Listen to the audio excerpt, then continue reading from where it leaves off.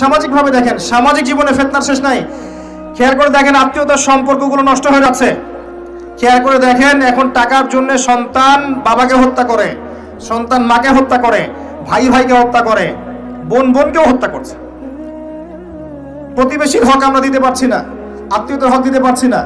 জমি নিয়ে দ্বন্দ্ব, বাড়ির সীমানা নিয়ে দ্বন্দ্ব, ব্যবসা নিয়ে দ্বন্দ্ব, দ্বন্দ্বের শেষ নাই। এটা সোশ্যাল জীবনে হচ্ছে। আবার ইকোনমিক সেকশনে এমনও হচ্ছে, ব্যবসা করছি হালাল মনে করে, এখানে সুযোগ বুঝে সিন্ডিকেট করছি, মজুতদারি করছি, ইচ্ছা করে দাম বাড়িয়ে দিচ্ছি, মানুষকে বিব্রত করছি, গভর্নমেন্টকে বিব্রত করছি। এগুলো আমরা কৃত্রিম সংকট তৈরি করছি, মাপে কম দিচ্ছি, ব্যবসা করছি মাপে কম দিচ্ছি। অমুসলিম ব্যবসা করছে, মাপে সঠিক দিচ্ছে। অমুসলিম ব্যবসা করছে, মাপে সঠিক দিচ্ছে।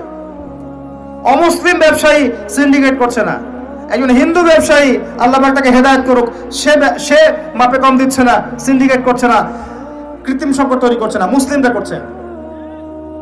রমজান মাসকে কেন্দ্র করে মুসলিমরা ব্যবসা করে নিচ্ছে, সুবহানাল্লাহ। আর মানুষ সামান্য নিত্য প্রয়োজনীয় দ্রব্যের জন্য ট্রাকের পিছনে দৌড় দিচ্ছে।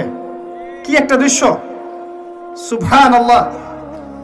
এর ফলাফল আপনি পাবেন, মানুষের হক নষ্ট করার ফলাফল পাবেন কিয়ামতের মাঠে। এর বিচার না করে আল্লাহ পাক